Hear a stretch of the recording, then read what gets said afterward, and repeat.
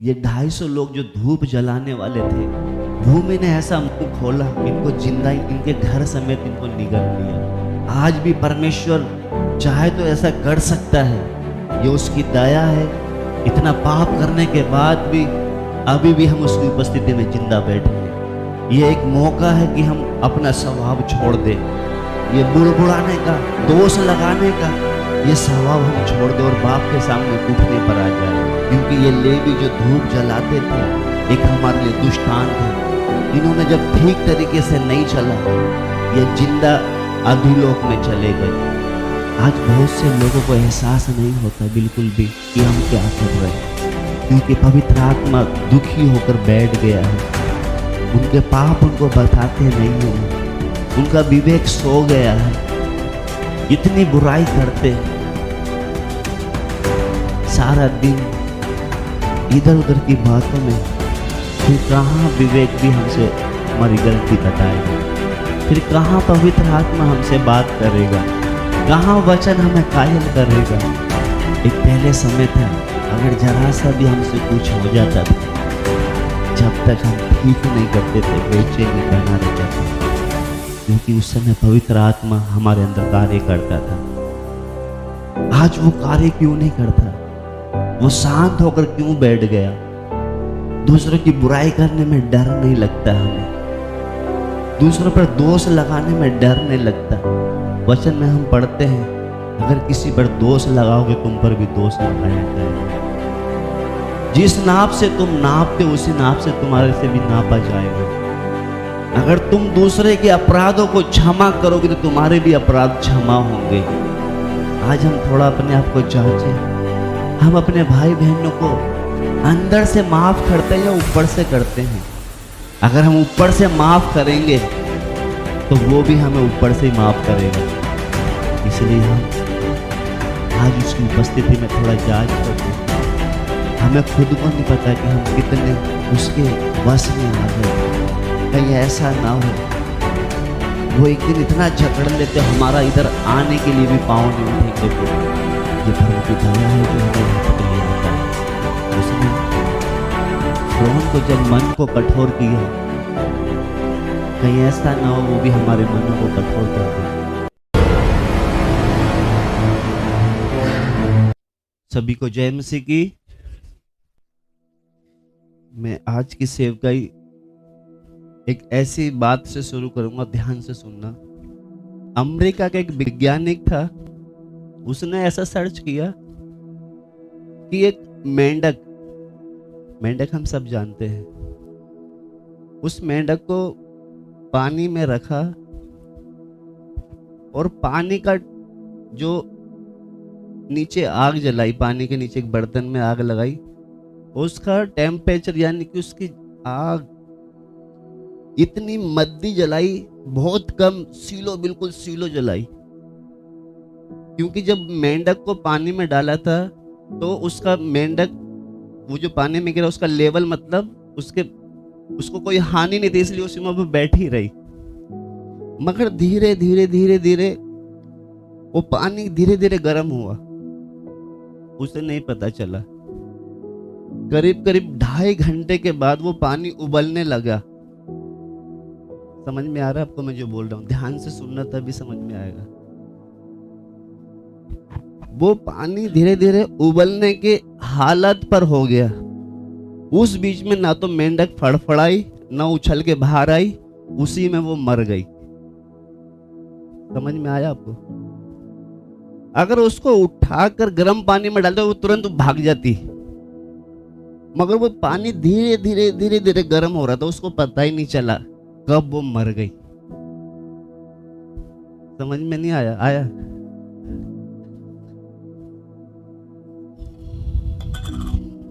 ये पानी है। जब उसको डाला गया था साधारण पानी था, उसको अगर गर्म में डालते तुरंत भाग जाती बाहर, उसको दिक्कत होती तो। मगर जब उसको पानी में डाला, पानी उसकी कोई हानि नहीं थी, ऐसा पानी था। मगर नीचे से जैसे सेकंड में धीरे धीरे चलती ना वो सुई, ऐसे धीरे धीरे धीरे धीरे जब गर्म हुआ, वो ना तो फड़फड़ाई, न उसको भागी, उसी में मर गई वो। आज मसीह लोग ऐसे ही मर रहे हैं। कैसे मर रहे? मेरा कहने का मतलब, ध्यान से सुनना, अगर हम बड़ा पाप करेंगे तो खुद नहीं, मैं ऐसा नहीं कर सकता, नहीं मैं ऐसे नहीं कर सकती, मगर धीरे धीरे शैतान उनको जकड़ रहा है। यहां धीरे धीरे, जैसे शुरुआत हम देखते हैं, कितनी अच्छी लड़की जा रही है, लड़का जा रहा है, या पत्नी जा रही है, जो भी, मतलब धीरे धीरे, तो हम बोलेंगे देखने में क्या बुराई है।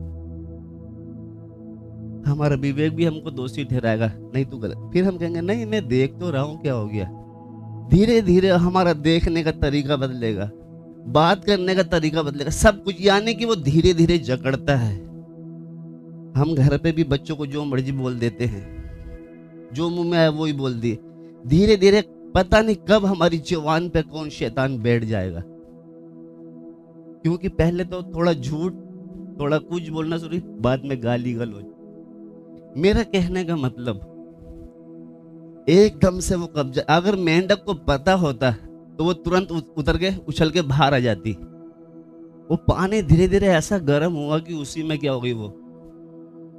आज मसीह लोगों के साथ यही होता है, धीरे धीरे धीरे धीरे धीरे धीरे। वो एक वचन में पढ़ते हैं ना, छोटी छोटी जो लोमड़ियां होती है वो क्या करती है, बारी को बर्बाद कर देती है।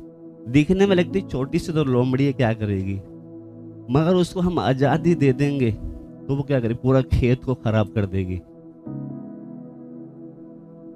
इसीलिए जब हम प्रभु में आए हैं, हम छोटी छोटी बातों को भी परख कर, जांच कर चले, तभी हम आगे बढ़ सकते हैं। हम क्या है, हम बड़ी बातें देखते हैं, छोटी छोटी बातों को नहीं देखते। तो आज जो हम सीखने जा रहे हैं, प्रभु के दास मूसा के बारे में हम सीख रहे हैं। इनके बारे में पिछले दिनों में हमने सीखा था, इजरायली को लेके चल रहा है, वही उस पर क्या कर रहे, पत्थरवाह भी कर रहे, बुड़बुड़ा रहे, हम अच्छे थे, वहीं पे हमको इधर मारने के लिए जंगल में ले आया, फिर भी उनके लिए खड़ा हो गया, बीचों वही कर रहा। तो आज जब हम देखेंगे,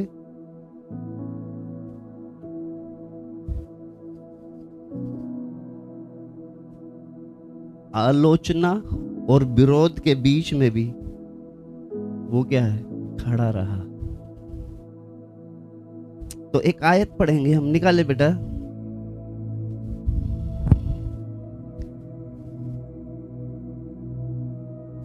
गिनती की किताब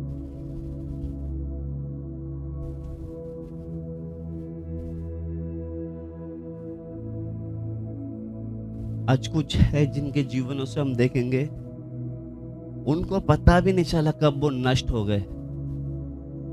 वो भी हमारी तरह, जैसे हम आराधना करने वाले थे, वो धूप जलाने वाले व्यक्ति थे, चुने हुए लोग थे। कौन? जो लेवी, हम पिछले दिनों में सीखा था लेवी के बारे में। एक ही झटके में 250 लोग मर गए थे, पता है? नीचे से भूमि फट गई पूरा। ये लोग कौन थे पता है?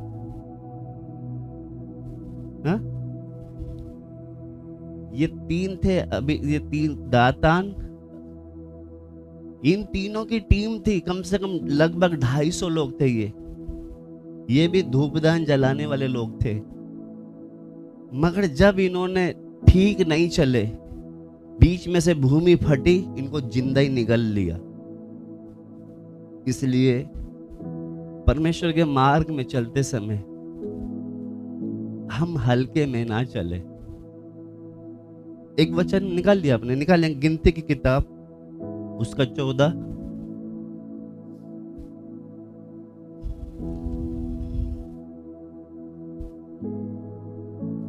1 से पढ़े कोई। तब सारी मंडली चिल्ला उठी और रात भर वे लोग रोते ही रहे, और सब इजरायली मूसा और हारून पर बुड़बुड़ाने लगे और सारी मंडली उनसे कहने लगी, भला होता कि हम मिस्र ही में मर जाते या इस जंगल ही में मर जाते। यहोवा हमको उस देश में ले जाकर क्यों तलवार से मरवाना चाहता है? हमारी स्त्रियां और बाल बच्चे तो लूट में चले जाएंगे। क्या हमारे लिए अच्छा नहीं कि हम मिस्र देश को लौट जाएं? हाँ। फिर वे आपस में कहने लगे, आओ हम किसी को अपना प्रधान बना लें और मिस्र को लौट चले। आइए हम प्रार्थना करें। परमेश्वर आज वचन को हमको समझने के लिए सहायता करें।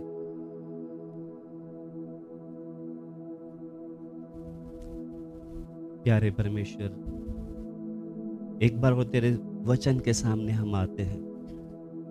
तेरा आत्मा हम प्रत्येक से बात करे, हमें सिखाए। आज प्रभु जो तेरी आत्मा हमसे बात करना चाहती है, हम प्रत्येक को बुद्धि और ज्ञान दे। समझने के लिए तेरी आत्मा सहायता करे, सिखाने के लिए तेरी आत्मा सहायता करे। यीशु मसीह के नाम से आमीन। एक बार फिर से पढ़े बेटा। तब सारी मंडली चिल्ला उठी और रात भर वे लोग रोते ही रहे। और सब इजरायली मूसा और हारून पर बुड़बुड़ाने लगे। मूसा और हारून पर बुड़बुड़ाने लगे। कौन? ये मंडली जो इजरायली थी, क्योंकि इनको कहा ये कनान क्यों लेके जा रहे, तो ये क्या करने लगे? मंडली पूरी बुड़बुड़ाने लगी। आगे और सारी मंडली उनसे कहने लगी, भला होता कि हम मिस्र ही में मर जाते या इस जंगल ही में मर जाते। मतलब अच्छा होता कि हम गुलामी की हालत में मर जाते या इस जंगल में मर जाते। अच्छा था। आज बहुत से मसीह लोग यही है कि हम इधर आके फंस गए। अच्छा था हम क्या संसार में खाते पीते मौज मस्ती करते, उधर ही मर जाते तो अच्छा था। आज बहुत से ऐसे ही है। पढ़े बेटा आगे। और यहोवा हमको उस देश में ले जाकर क्यों तलवार से मरवाना चाहता है? कहते यहोवा हमको उस देश में क्यों तलवार से, अगर आपको मरवाना था तो वहां गुलामी से निकालना ही क्यों था? अगर आपको मरवाना ही था, मारना ही था, तो वहीं मार देते, क्यों इनको निकाल के लाते? वो आगे, हमारी स्त्रियां और बाल बच्चे तो लूट में चले जाएंगे। क्योंकि जिसको है ना समझ नहीं होती वो ऐसी बातें बोलते हैं। आगे बढ़े। हमारी स्त्रियां और बाल बच्चे तो लूट में चले जाएंगे। क्या हमारे लिए अच्छा नहीं कि हम मिस्र देश को लौट जाएं? कहते इतना दूर आने के बाद क्या अच्छा नहीं कि हम वापस मिस्र को लौट जाएं? फिर वे आपस में कहने लगे। आपस में कहने लगे। कौन? वो जो मंडली थी। आपस में कहने लगे, आओ हम किसी को अपना प्रधान बना ले और मिस्र को लौट चले। आओ हम किसी को अपना प्रधान बना ले और मिस्र को। आज बहुत से ऐसे हैं ढूंढते कि कोई प्रधान को बना ले, हम वापस क्या करें? लौट जाए। समझ में आपको आ रहा है नहीं आ रहा है? क्योंकि आगे चलना उनके बस की बात नहीं है, इसलिए वो बोलते हैं हम क्या करें? प्रधान बना ले और अब वापस लौट चले। आगे पढ़ेंगे बेटा। तब मूसा और हारून इजरायलियों की सारी मंडली के सामने मुंह के बल गिरे और नून का पुत्र यहोशू। आप इधर देखो, दोबारा से 5 पढ़ेंगे बेटा। तब मूसा और हारून इजरायलियों की सारी मंडली के सामने मुंह के बल गिरे। मुंह के बल क्या हो गए? ये गिर पड़े। ऐसा क्यों? क्योंकि बहुत बुड़बड़ा थे, वापस जाना चाह रहे। क्या कर रही है? मुंह के बल गिर पड़े। ऐसा क्यों?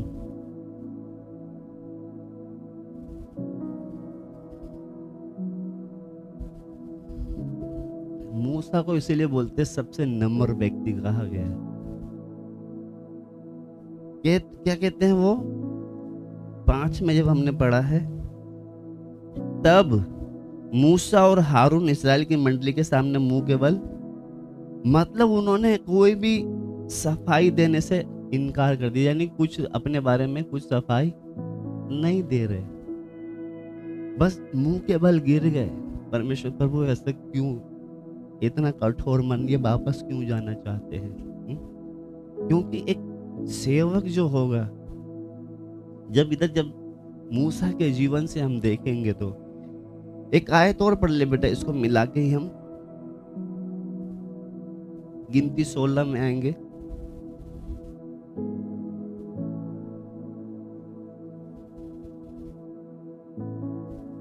क्योंकि यहाँ पर मूसा जो है खामोश रहा, मुंह के बल गिर गया सारी मंडली के सामने। इधर 16 में निकलेंगे, 16 का भी एक से ही पढ़े यहाँ पर भी। कोरा जो लेवी का परपोता, कहात का पोता और यिसहार का पुत्र था, वह एलियाब के पुत्र दातान और अबीराम और पेलेत के पुत्र ओन, इन तीनों रूबेनियों से मिलकर मंडली के 250 प्रधान जो सभासद और नामी थे, उनको संग लिया और वे मूसा और हारून के विरुद्ध उठ खड़े हुए। मूसा और हारून के विरुद्ध उठ खड़े हुए आगे और उनसे कहने लगे, तुमने बहुत किया, अब बस करो, क्योंकि सारी मंडली का एक एक मनुष्य पवित्र है और यहोवा उनके मध्य में रहता है, इसलिए तुम यहोवा की मंडली में ऊंचे पद वाले क्यों बन बैठे हो। यह सुनकर मूसा अपने मुंह के बल गिरा। यहाँ पर भी क्या कर रही है, मूसा मुंह के बल गिर गए, यानी कि कहने का मतलब इतना बोलने के बाद भी ये जो मंडली कितने 250 लोग इकट्ठे हो गए। और यहाँ पर जब हम पढ़ते हैं, 3 दोबारा से पढ़ेंगे बेटा, रुक कर थोड़ा ध्यान से पढ़ना, प्रभु हमसे क्या बात करना चाहता है। और वे मूसा और हारून के विरुद्ध उठ खड़े हुए और उनसे कहने लगे, तुमने बहुत किया, अब बस करो, क्योंकि सारी मंडली का एक एक मनुष्य पवित्र है। कौन कह रही है, कौन कह रही है? कहते हैं जो मंडली के वो जो 3 जो लोग थे ना, उनके साथ जो 250 लोग थे, कह रहे मंडली का एक एक व्यक्ति क्या है, पवित्र है। आगे, और यहोवा उनके मध्य में रहता है, और यहोवा उनके बीच में रहता है, इसलिए तुम यहोवा की मंडली में ऊंचे पद वाले क्यों बन बैठे हो। तुम यहोवा की मंडली में ऊंचे पद वाले क्यों बन बैठो। ये इन्होंने क्या अपने आप को पद लिया था ये। आगे पढ़ेंगे। यह सुनकर मूसा अपने मुंह के बल गिरा। ये यहाँ पर भी मूसा ने सुनकर क्या हुआ, मुंह के बल गिर पड़ेगा। और क्या, जब यहाँ पर पढ़ते समय उसने अपना ना तो वो अपना कोई पद पकड़ के खड़ा रहा, ना कोई अपना अधिकार यहाँ पर जता रहे, ना कुछ कह रहे, बस क्या हो गया, ये मुंह के बल गिर पड़ा। एक घटना और पढ़कर फिर हम आगे जाएंगे, निकाल लेंगे बेटा वो भी। गिनती 12, ऊपर से पढ़े थोड़ा सा और बेटा, 7 से पढ़े। परंतु मेरा दास मूसा ऐसा नहीं है, वह तो मेरे सब घरानों में विश्वास योग्य है। उससे मैं गुप्त रीति से नहीं, परंतु आमने सामने और प्रत्यक्ष होकर बातें करता हूँ। किसके बारे में कहता है ये? मूसा के बारे में कहता है, उससे मैं गुप्त नहीं परंतु आमने सामने बातें करता हूँ। आगे, और वह यहोवा का स्वरूप निहारने पाता है, इसलिए तुम मेरे दास मूसा की निंदा करते हुए क्यों नहीं डरे। मेरे दास मूसा की निंदा करते हुए क्यों नहीं डरे। तब यहोवा का कोप उन पर भड़का और वह चला गया। तब वह बादल तंबू के ऊपर से उठ गया और मरियम कोढ़ से हीम के समान श्वेत हो गई। और हारून ने मरियम की ओर दृष्टि की और देखा कि वह कोढ़िन हो गई है। वो क्या हो गई? कोढ़िन हो गई। इधर इतनी आयत पढ़ाने का मेरा मतलब, जैसे मैंने मेंढक का उदाहरण बताया था, उसको पता ही नहीं चला कब वो मरी हुई हालत में आ गई, वो पानी इतना गर्म हो गया, उसको पता ही नहीं चला। उसी तरह ये मनुष्य जब बुड़बुड़ाते हैं, ये अभी सिर्फ बुड़बुड़ा रही है, एक समय आए। ये यहाँ पर जब हम पढ़ते हैं, जब यहाँ पर गिनती जो मैंने पढ़ाई थी, गिनती की 16 में और 4 से आगे तक जब पढ़ोगे आप, ये 250 लोग धूप जलाने वाले व्यक्ति हैं। ये जैसे हम आराधना करने वाले हैं, ये सब लेवी गोत्र के लोग हैं। ये मूसा के बारे में क्या इकट्ठे होकर खड़े आ गए कि सिर्फ क्या यहाँ पर मंडली का एक एक व्यक्ति पवित्र है, क्या तुम ऊंचे पद वाले बन बैठो। पता नहीं मतलब क्या क्या बोल रहे, जमीन ऐसी फटी क्या हो गए। ये पढ़ लेना आप घर पे निकाल के इसमें। कहने का मतलब इनको पता भी नहीं चला कब भूमि ने मुंह खोलकर इनको निगल लिया। आज मैं कहता हूं, उस समय मरियम कोड़न हुई थी, वो शरीर देह में दिख रही थी। आज बहुत से हैं जो आत्मा में कोड़ी है, बढ़ नहीं पा रहे, क्योंकि परमेश्वर के दासों को, प्रभु के लोगों को जो मर्जी बोल देते हैं, जरा सा भी डर नहीं आता। जैसे मूसा रात दिन उनके लिए क्या कर रहा, वो रात दिन उनके लिए जंगल में भटक रहा है। इसको क्या था, ये तो महल में अच्छा था ना। ये तो कहां था, महल में था। इसको तो बाप ने पकड़ इसको वहां जंगल में तैयार करके बोला मेरे लोगों को छुड़ाने के लिए। उसी तरह जब हम देखते हैं, क्योंकि जब पढ़ते समय, मैं ज्यादा समय नहीं लूंगा, पढ़ ले बेटा ये भी जो हम पढ़ रहे थे अभी, 10 पढ़े, 12 का 10। तब वह बादल तंबू के ऊपर से उठ गया और मरियम कोढ़ से हीम के समान श्वेत हो गई। और हारून ने मरियम की ओर दृष्टि की और देखा कि वह कोढ़िन हो गई है। तब हारून मूसा से कहने लगा, हे मेरे प्रभु, हम दोनों ने जो मूर्खता की वरन पाप भी किया, यह पाप हम पर ना लगने दे। ये पाप हम पर ना लगने दे, क्योंकि हमने जो मूर्खता की, हमने जो पाप किया है, ये पाप हम पर ना लगने दे। आगे, और मरियम को उस मरे हुए के समान ना रहने दे जिसकी देह अपनी माँ के पेट से निकलते ही अधगली हो। अतः मूसा ने ये कहकर यहोवा की दुहाई दी, हे ईश्वर, कृपा कर और उसको चंगा कर। इसको क्या कर, चंगा कर, क्योंकि क्या हो गई, ये कोढ़ हो गए। आज मैं देखता हूँ लोगों को जरा सा भी डर नहीं आता, आपस में कलीसिया के बहन भाई के बारे में जो मर्जी बोल दिया, सेवक के बारे में जो मर्जी बोल दिया। जब वो मरियम ने थोड़ा सा बोला, परमेश्वर ने उसको कोड़ दे दिया। तो आज नए नियम में क्या वो हमें छोड़ देता होगा? थोड़ा सोच कर बैठे, परमेश्वर हमारा बदल गया क्या?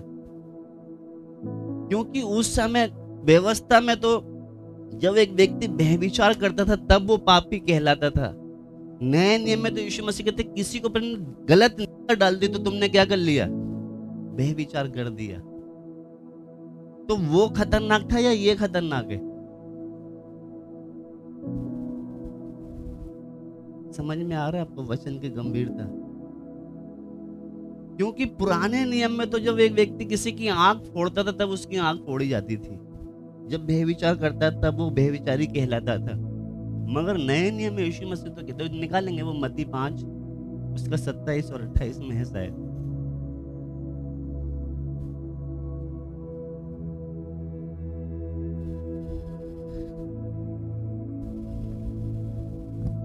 तुम सुन चुके हो कि कहा गया था व्यभिचार न करना, परंतु मैं तुमसे ये कहता हूँ कि जो कोई किसी स्त्री पर कुदृष्टि डाले वे अपने मन में उससे व्यभिचार कर चुका।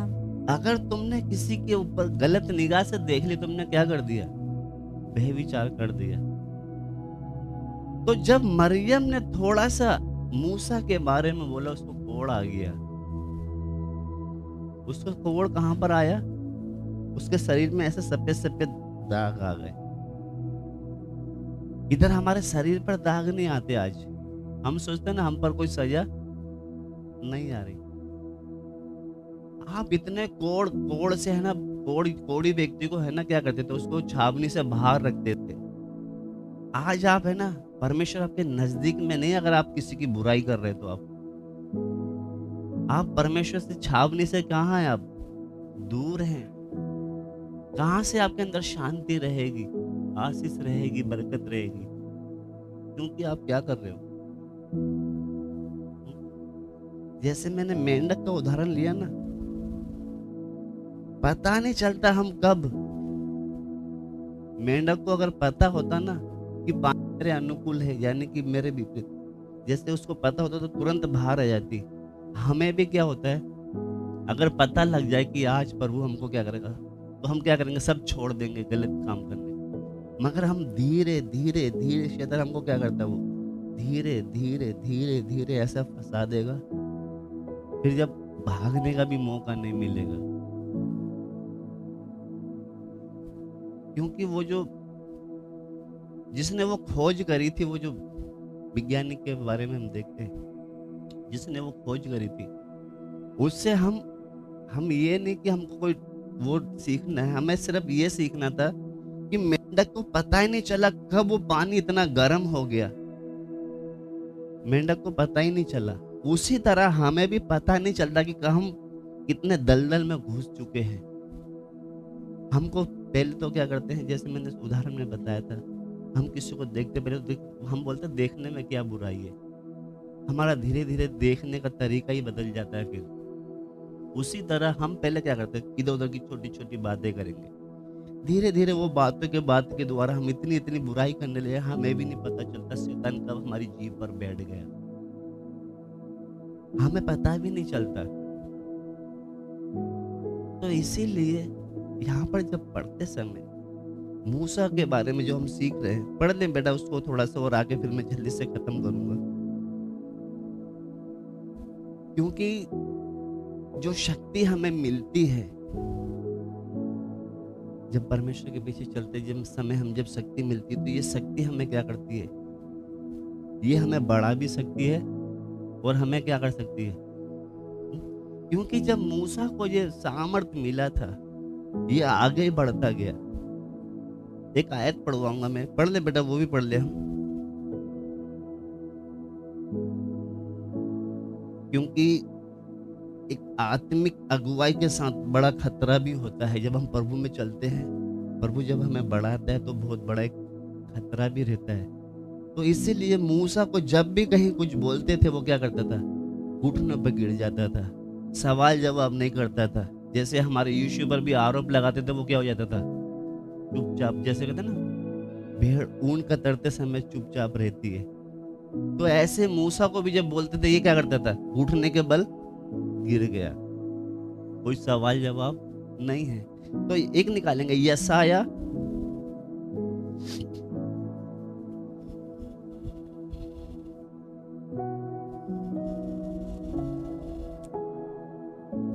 उसका 54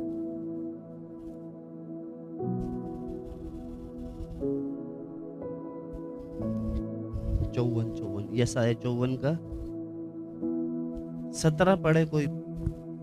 जितने हथियार तेरी हानि के लिए बनाए जाए, उनमें से कोई सफल ना होगा, और जितने लोग मुद्दई होकर तुझ पर नालिश करें, उन सबों से तू जीत जाएगा। हाँ, यहोवा के दासों का यही भाग होगा। यहोवा के दासों का यही भाग होगा। इधर जब पढ़ते समय, क्यों प्रभु जब मूसा के बारे में हम जो सीख रहे हैं, या जो आत्मिक अगुवाई कर रहा है, उसको बड़े खतरे भी होते हैं। जब तो धन्य है वे लोग जो मुंह के बल क्या है, गिरना जानते हैं। अगर हम नहीं गिरेंगे तो हम क्या हो जाएंगे।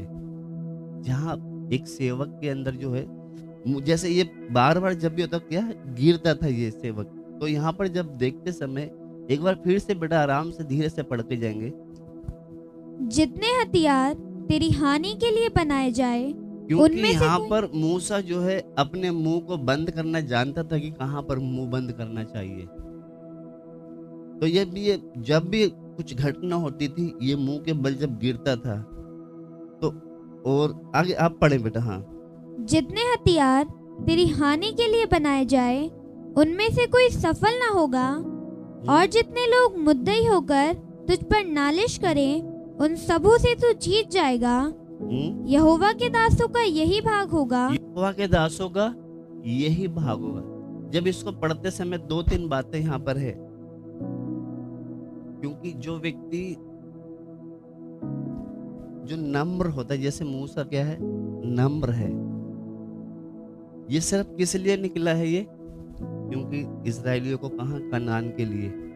पर इन्हीं के चक्कर में ये कनान नहीं जा पाया। इनके लिए, इन इस्राएलियों के लिए बड़े हटीले थे ये, ढीठ लोग थे ये।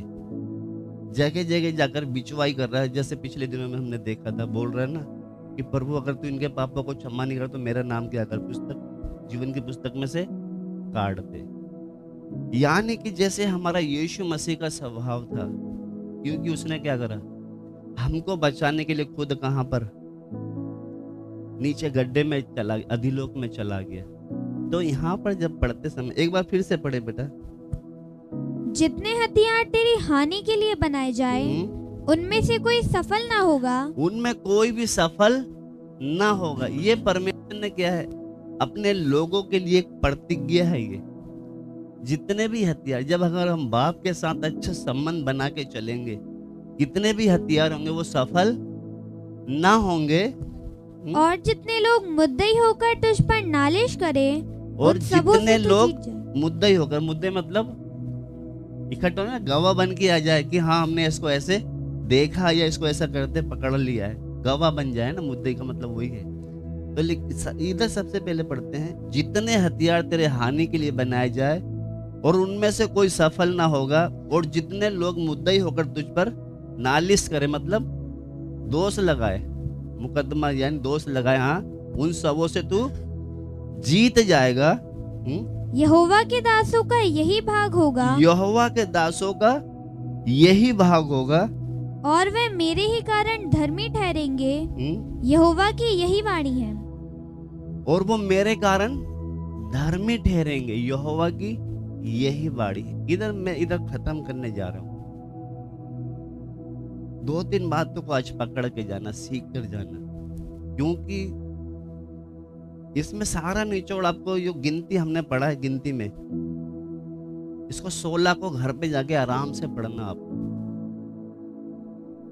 थोड़ा सा पढ़वाता हूं मैं आपको, निकालेंगे गिनती, वापस उधर ही जाएंगे। 16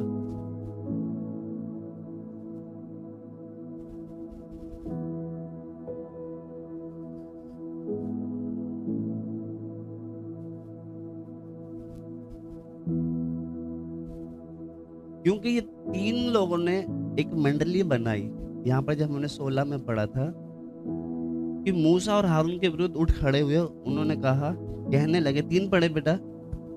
और वे मूसा और हारून के विरुद्ध उठ खड़े हुए और उनसे कहने लगे, तुमने बहुत किया, अब बस करो, क्योंकि सारी मंडली का एक एक मनुष्य पवित्र है और यहोवा उनके मध्य में रहता है। इसलिए तुम यहोवा की मंडली में ऊंचे पद वाले क्यों बन बैठे हो? हाँ, ऊंचे पद वाले क्यों बन बैठे हो? तो इधर जब ये आप यहाँ से लेके इधर लास्ट तक जब आप पढ़ोगे, मैं ज्यादा सारा नहीं पढ़वाऊंगा, थोड़ा सा पढ़वाऊंगा। 29 से पढ़े।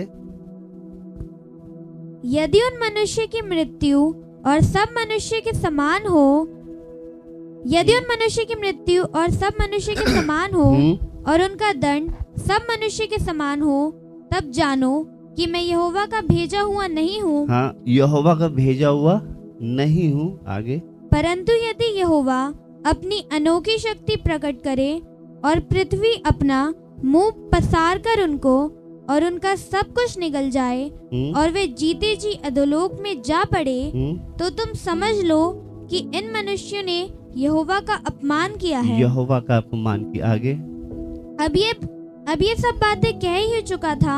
ये बातें जो कहे, ये मूसा बोल रही है कि ये बातें वो कह ही चुका था कि भूमि उन लोगों के पांव के नीचे फट गई और पृथ्वी ने अपना मुंह खोल दिया और उनका और उनके घर द्वार का सामान और कोरा के सब मनुष्यों और उनकी सारी संपत्ति को भी निगल लिया। और वह और उनका सारा घर-बार जीवित ही अधोलोक में जा पड़े। जीवित ही अधोलोक में जा पड़े। और पृथ्वी ने उनको ढांप लिया और वह मंडली के बीच में से नष्ट हो गए। हाँ, आगे। और जितने इजरायली उनके चारों ओर थे, वे उनका चिल्लाना सुन यह कहते हुए भागे कि कहीं पृथ्वी हमको भी निगल ना ले।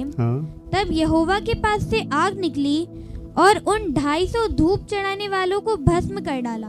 उन 250 धूप चढ़ाने वालों को भस्म कर डाला। मेरा इधर इतना पढ़ाने का मतलब, ये भी धूप जलाने वाले यानी कि लेवी थे, ये चुने हुए लोग थे। पिछले दिनों में हमने सीखा था।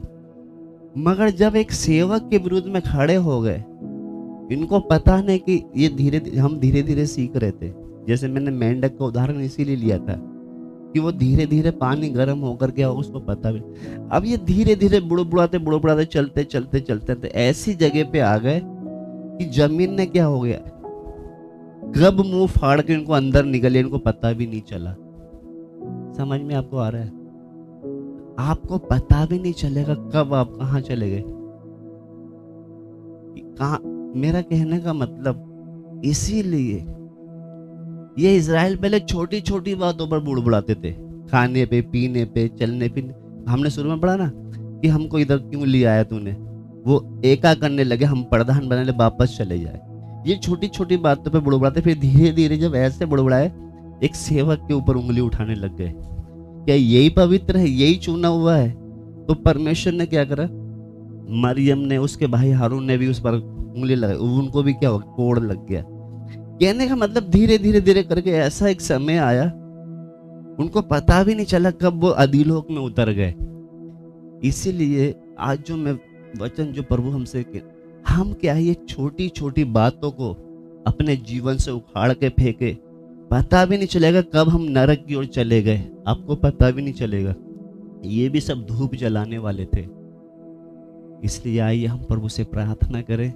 अगर मेंढक को पता होता कि ये गर्म पानी, वो उसी समय उछल जाती, बाहर आ जाती। हमें भी अगर पता होता तो हम, कोई कोई होता ना कि लगता है कि ये गलत है तो हम तुरंत बाहर आ जाते हैं, मगर हम धीरे धीरे धीरे धीरे उसमें खाई में घुस रहे, हमें पता भी नहीं चलता।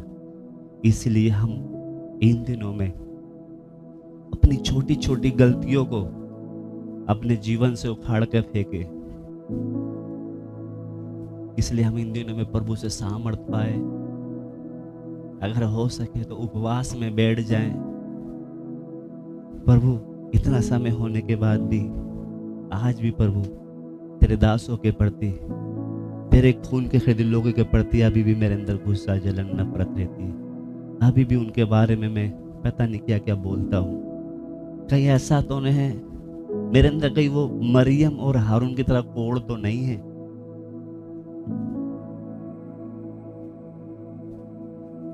हालेलुया। प्यारे प्रभु जी,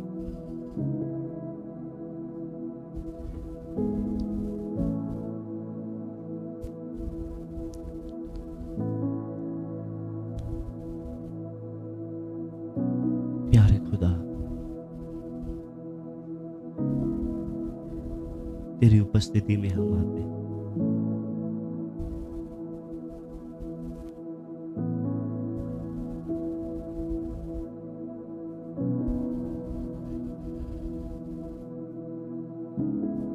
स्वर्ग के परमेश्वर, तेरे चरणों में आते हैं। प्रभु, हमें वो मूसा की तरह नम्र बना,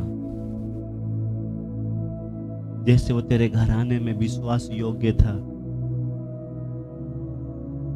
प्रभु, हमें मनुष्य की सराहना बढ़ाई नहीं, जैसे परमेश्वर ने मूसा से बोला था, ये मेरे घराने में विश्वास योग्य है। मूसा भी मनुष्य की प्रशंसा नहीं चाहता था। वो लोग उसके खिलाफ खड़े होते थे, फिर भी वो चुपचाप घुटने टेक कर बिना कुछ सवाल करे हुए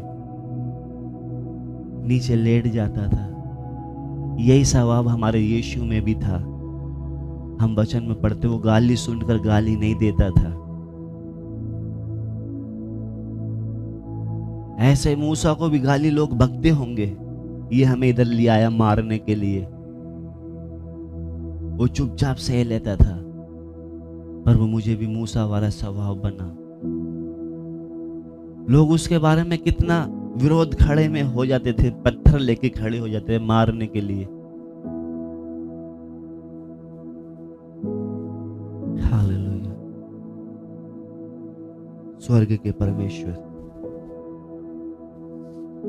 अगर हम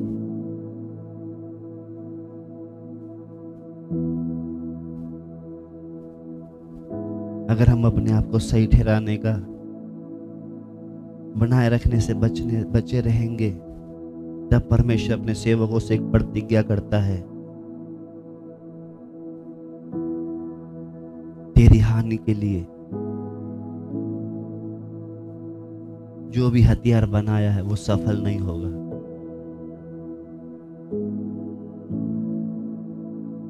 हालेलुया। इज़राइल लोग कितने हथियार बनाते थे उसके लिए, कोई भी हथियार सफल नहीं हुआ। कितनी बार पत्थर लेके आगे आए,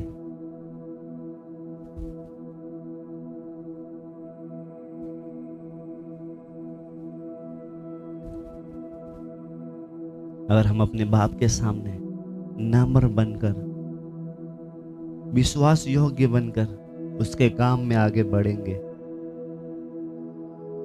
वो बोलता है कोई भी हथियार सफल नहीं होंगे। परमेश्वर के चुने पर कौन दोष लगाएगा?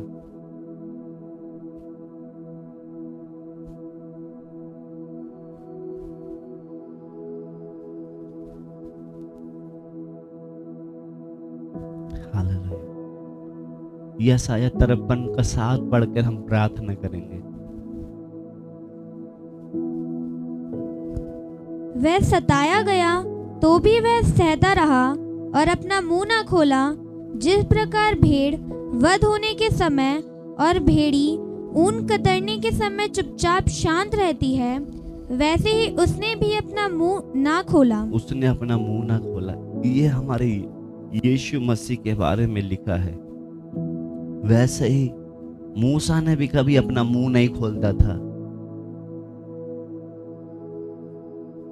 हम मूसा के जीवन से देख रहे हैं, हमने 2-3 घटना देखी है। वो घुटने के बल नीचे भूमि पर गिर जाता था, वो सफाई नहीं देता था, वो ये अपने आप को कुछ अधिकार या कोई अधिकार उन पर नहीं जताता था।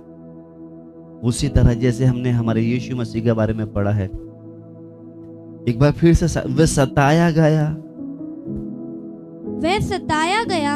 तो भी वह सहता रहा, तो भी वो क्या करता रहा? सहता रहा और अपना मुंह ना खोला। अपना मुंह ना खोला। जैसे हमारे यीशु मसीह को सताया था, उसने मुंह ना खोला, वैसे ही मूसा को भी सताया जा रहा था, उसने भी मुंह नहीं खोला। हमने 2-3 घटना देखी थी, वो मुंह के बल गिर जाता था। हम उसे यही प्रार्थना करें, परमेश्वर जैसे मूसा इस पृथ्वी पर नम्र था, प्रभु जब हमारे बारे में लोग बोलते हैं, हम सफाई देने के लिए आगे आ जाते हैं। हम अपना मुंह खोलकर अपना अधिकार, अपनी ताकत, अपनी सामर्थ्य दिखाने के लिए चढ़ बैठते हैं। मगर मूसा का स्वभाव ऐसा नहीं था। मूसा का स्वभाव हमारे यीशु की तरह था। जबकि उनको कनान की ओर लेके जा रहे, ये आपस में क्या कर रहे? कहते आओ हम अपना एक आपस में एक प्रधान बनाकर वापस लौट जाएं। आज कलीसिया में ऐसे बहुत से लोग हैं, किसी को आगे तो नहीं पीछे ले जाने के लिए झुंड बनाने के लगे रहते हैं। कहीं ऐसे तो नहीं है हम भी किसी को पकड़ आगे की जगह पीछे ले जाने का झुंड तो नहीं बना रहे।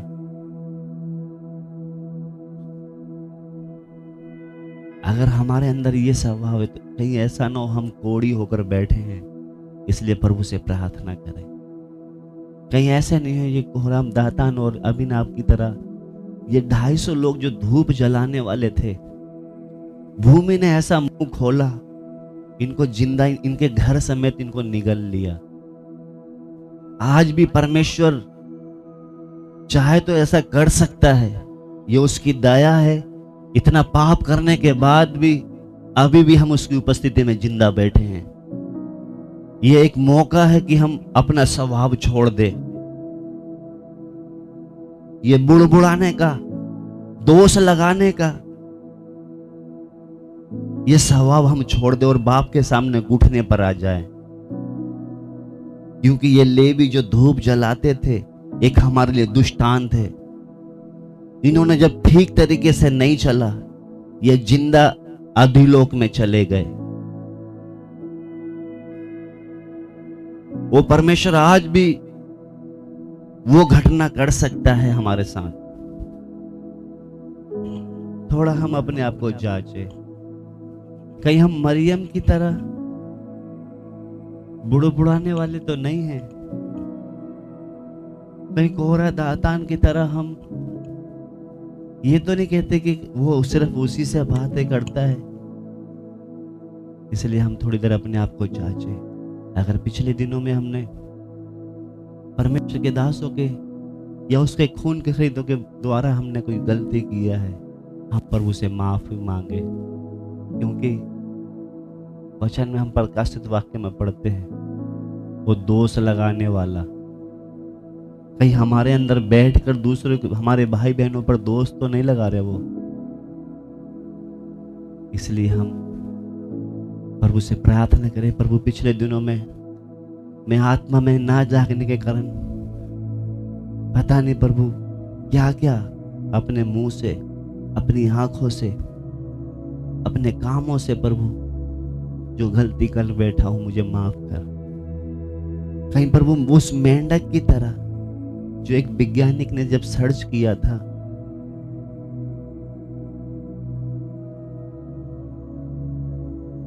उसको पता नहीं चला कब पानी इतना गर्म हो गया, वो अंदर ही खत्म हो गया। उसको भागने का मौका भी नहीं मिला, उसे झटपटाने का मौका नहीं मिला, उसे तड़पने का उसको एहसास नहीं हुआ। आज बहुत से लोगों को एहसास नहीं होता बिल्कुल भी कि हम क्या कर रहे हैं,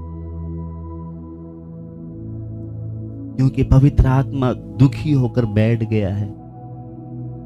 उनके पाप उनको बताते नहीं है, वो उनका विवेक सो गया है। इतनी बुराई करते हैं, सारा दिन इधर उधर की बातों में। फिर कहां विवेक भी हमसे हमारी गलती बताएगा, फिर कहां पवित्र आत्मा हमसे बात करेगा, कहां वचन हमें कायल करेगा।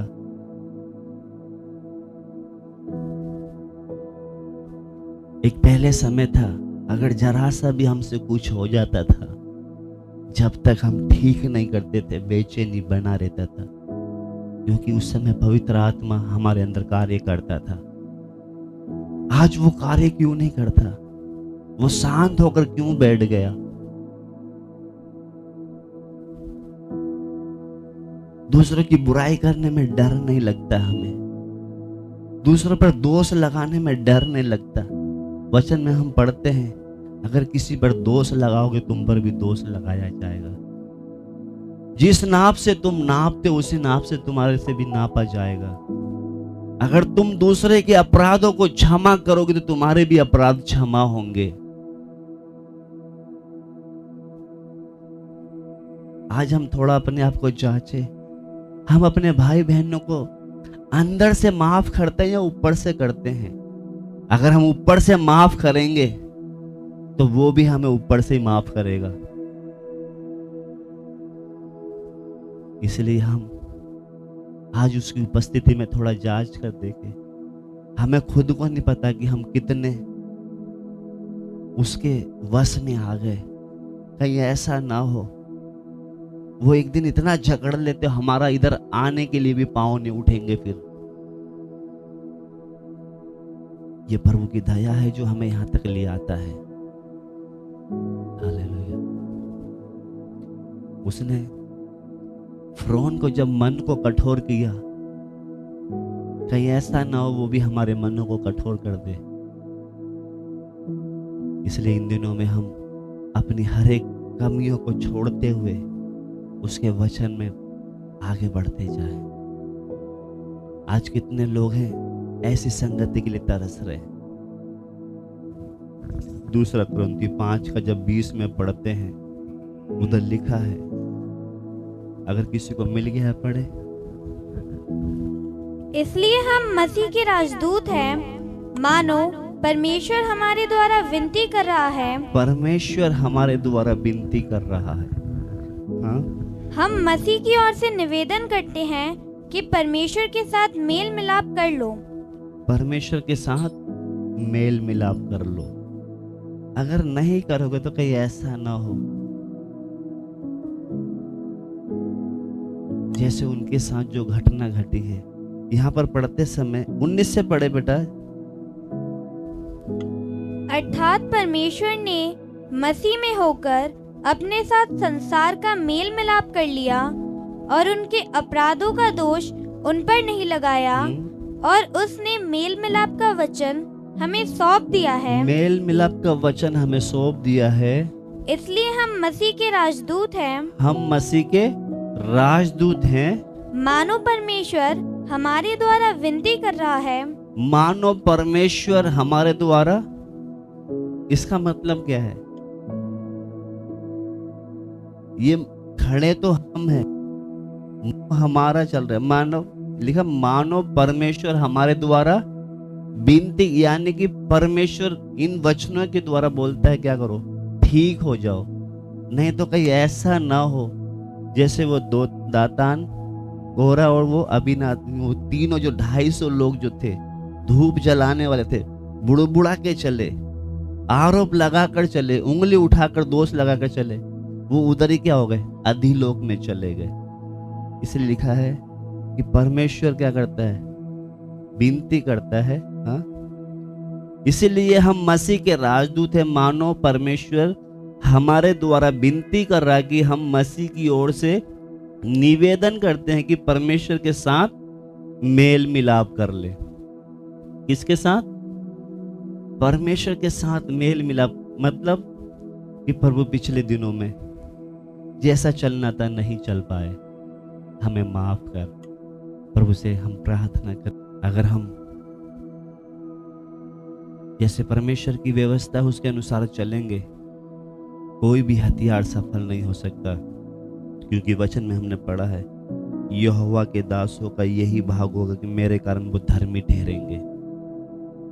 हमारा भाग यही है, परमेश्वर हमें धर्मी ठहराएगा। तो इसलिए अगर यहोवा के दासों का भाग जो धर्मी है, धर्मी बनना है, तो हम हर दिन जैसे मूसा के जीवन से हम देख रहे थे, वो अपने स्वार्थ के लिए नहीं, इजरायलियों के लिए अपना सारा सब कुछ छोड़कर, अपना ऐशो आराम छोड़कर उनके लिए जंगल में कनान की ओर जाने के लिए उनके साथ कष्ट उठा रहा है। हम भी अपने भाइयों बहनों के साथ, चाहे बेशक उनके अंदर जैसा ज्ञान नहीं है, कुछ हमारे ऊपर आरोप लगाएंगे, जैसे मूसा चुपचाप घुटनों के बल लेट जाता था, मुंह नहीं खोलता था, हम भी प्रभु से यही प्रार्थना करें, प्रभु इनके पापों को माफ कर, ये नहीं जानते। हम एक बिचौई वाली प्रार्थना, जैसे हमारा यीशु आज भी पिता के सिंहासन में सामने हमारे लिए बिचौई करता है, हम अपने यीशु की तरह वो स्वभाव में आ जाए,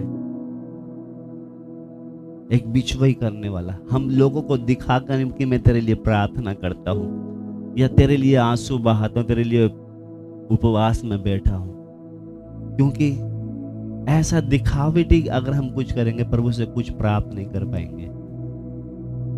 प्रभु से यही प्रार्थना करें, प्रभु हम इस्राएलियों की तरह बुड़बुड़ाने वाले नहीं, एक मन होकर आगे चलने वाला बना।